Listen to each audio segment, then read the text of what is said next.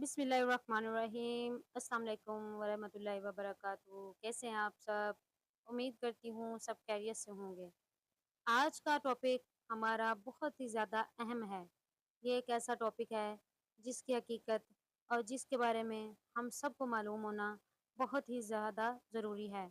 मैं बात करने जा रही हूँ मौत की हकीकत, कुरान और साइंस के हवाले से। इसमें हम डिस्कस करेंगे कि आखिर साइंस के अकॉर्डिंग मौत क्या है और कुरान के अकॉर्डिंग मौत क्या है।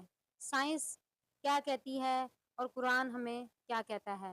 इसमें हम ये भी डिस्कस करेंगे कि क्या नींद और मौत का आपस में कोई ताल्लुक है। इसमें हम ये भी डिस्कस करेंगे कि क्या मरने के बाद दोबारा ज़िंदा होंगे, कैसे होंगे। इसमें हम ये भी डिस्कस करेंगे कि क्या जो है जब दुनिया से चले जाएँगे तो कहाँ पे रहेंगे, क्या होगा, क़यामत से पहले क्या होगा, क़यामत तक जो है वो जब इंसान दुनिया से चला जाता है तो वो कहाँ रहेगा। बहुत सारे कुदरत के राज़ों से हम पर्दा उठाएँगे। बेशक साइंस ने बहुत ज़्यादा तरक्की कर ली है, लेकिन जो कुदरत के राज़ हैं वो कुरान से बेहतर और किसी चीज़ से नहीं मिलते। तो हम आज इस चीज़ को डिस्कस करेंगे कि आखिर मौत क्या है और कुरान और साइंस मौत के बारे में दोनों क्या कहते हैं। सबसे पहले हम बात करते हैं साइंसी नुक्ता नज़र से। जी नाज़रीन, साइंसी नुक्ता नज़र से मौत एक लम्हे का नाम नहीं, बल्कि एक पेचीदा अमल है, जिसमें जिस्म के मुख्तलिफ निज़ाम बतदरीज काम करना बंद कर देते हैं। क्या होता है कि जिस्म के सारे जो हैं अज़ा, जितने भी ऑर्गन्स हैं, वो काम करना बंद कर देते हैं। साइंस उसे रूह के निकलने की बजाय हयातियाती अफ़आल के नाक़ाबिले वापसी ख़ात्मे के तौर पर देखती है। साइंस क्या कहती है कि जब इंसान के जिस्म से जितने भी ऑर्गन्स हैं, वो काम करना बंद हो जाते हैं, तो क्या होता है कि सा इसे हयातियाती अफ़आल का नाक़ाबिले वापसी यानी ख़ात्मा होता है। क्या होता है, ये ऑर्गन्स ख़त्म हो जाते हैं। इसलिए साइंस ने इसको कुछ मराहिल में तक़सीम किया है। सबसे पहले उसने कहा है कि एक होती है क्लिनिकल डेथ। क्लिनिकल डेथ क्या है? ये वो मरहला है जब किसी शख्स का दिल धड़कना बंद कर देता है और खून की गर्दिश रुक जाती है। फेफड़े ऑक्सीजन लेना बंद कर देते हैं। तो इस मरहले को सिर्फ़ एक ही तरीका जिसको सीपीआर कहते हैं, इसको कार्डियो पल्मोनरी रिससिटेशन भी कहा जाता है, सीपीआर उसी का एब्रिविएशन है। इसमें क्या होता है कि दिमाग अभी मुकम्मल तौर पर मुर्दा नहीं होता, लेकिन दिल, फेफड़े जो हैं वो बंद हो जाते हैं। तो उसको साइंस ने कहा है कि ये है क्लिनिकल डेथ। दूसरे नंबर पे आती है बायोलॉजिकल डेथ।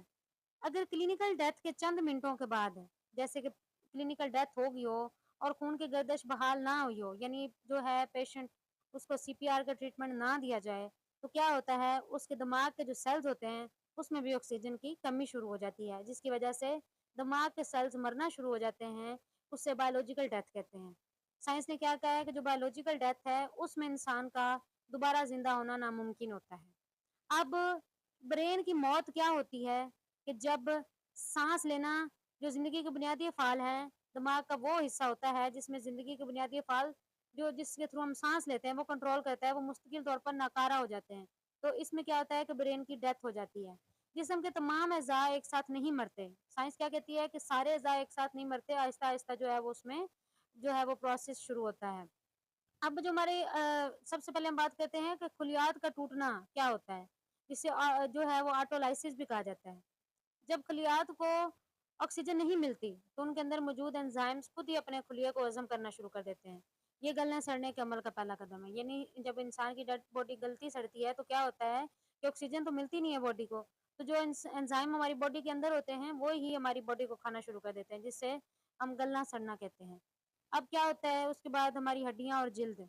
जिल्द के खुलियात मौत के कई घंटों बाद तक ज़िंदा रह सकते हैं, जबकि हड्डियाँ और रेशे जिसे हम कनेक्टिव टिश्यूज़ कहते हैं, वो काफ़ी देर तक बरकरार रहते हैं।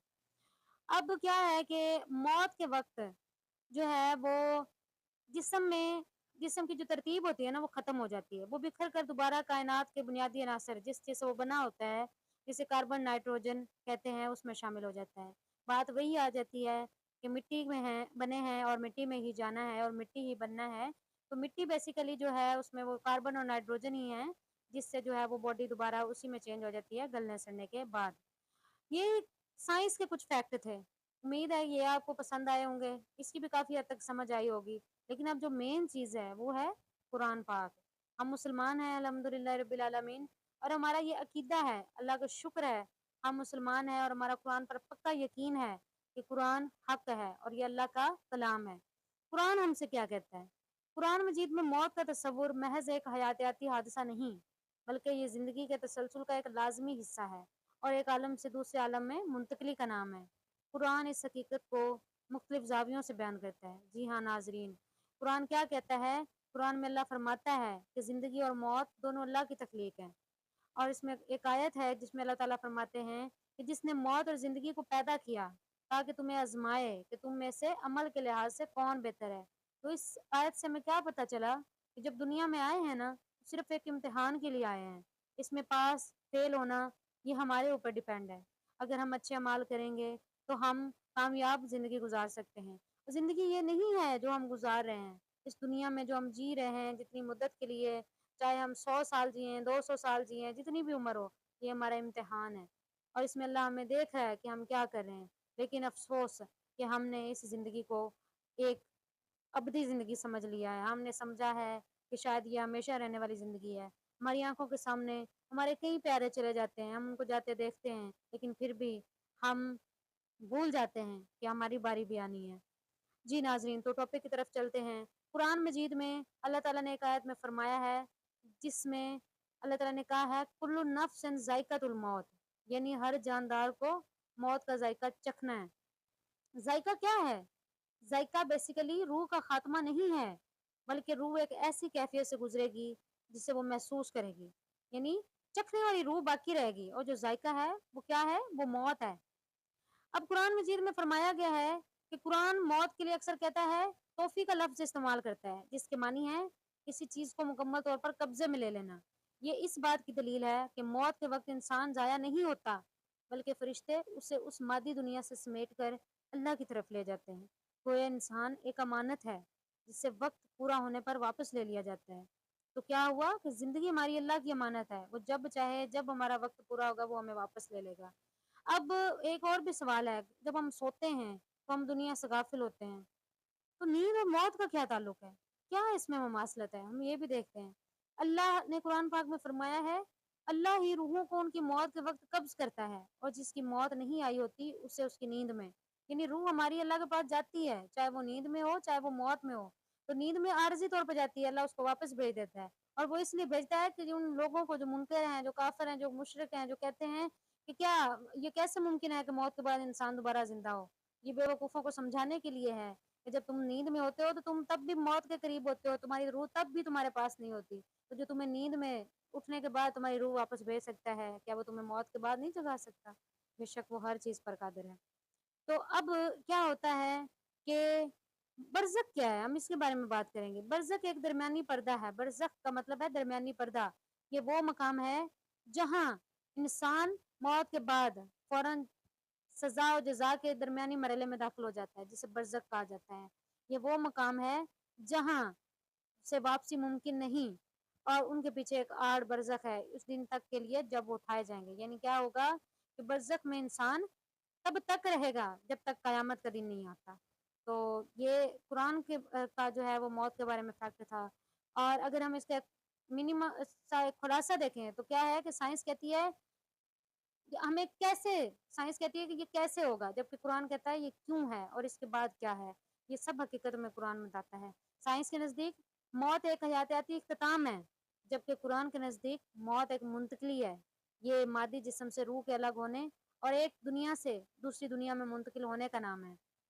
साइंस अब तक साबित नहीं कर सकी कि रूह के वजूद को, ठीक है, कि कैसे वापस होगा, लेकिन कुरान जिस्म को चलाने वाली असल ताकत को कहता है कि जब रूह जिस्म छोड़ती है तो जिस्म मिट्टी हो जाता है, लेकिन रूह अपनी इनफरादियत और याददाश्त के साथ बाकी रहती है।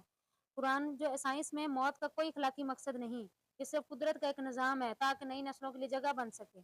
जबकि कुरान में मौत का एक गहरा मकसद है, ये इंसान के अमाल की जाँच का आखिरी वक़्त है। ये एक पल है जो इंसान को उसके अब्दी घर और खालिक से मिलाता है। साइंसी एतबार से मौत के बाद वक्त का सिलसिला उस फर्द के लिए ख़त्म हो जाता है, लेकिन कुरान के नज़दीक जहाँ वक्त की पैमाइश दुनिया जैसी नहीं रहती, वहाँ रूह बेदार रहती है और जज़ा और सज़ा के इब्तदाई मराहल से गुजरती है।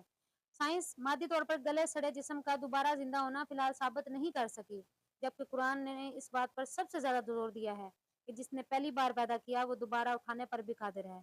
कुरान इंसान की फिंगरप्रिंट्स तक दोबारा बनाने का दावा करता है, जो कि आज की जदीद साइंस के बुनियादी मालूमात जिसे हम जेनेटिक इंफो कहते हैं, तस्वुर से मुताबिकत रखती है।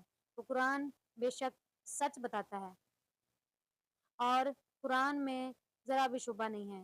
अल्लाह ताला हम सब का खात्मा ईमान पर करे। उम्मीद करती हूँ वीडियो आपको बहुत पसंद आई होगी। तब तक के लिए अपना ख्याल रखिएगा जब तक कि नेक्स्ट वीडियो नहीं आती। अगर चैनल पे न्यू हैं तो प्लीज़ चैनल को सब्सक्राइब करना बिल्कुल नहीं भूलिएगा। अल्लाह ताला आप सबको अपने हिफ्ज़-ओ-मान में रखे। मिलते हैं नेक्स्ट वीडियो में, तब तक के लिए अल्लाह हाफ़िज़।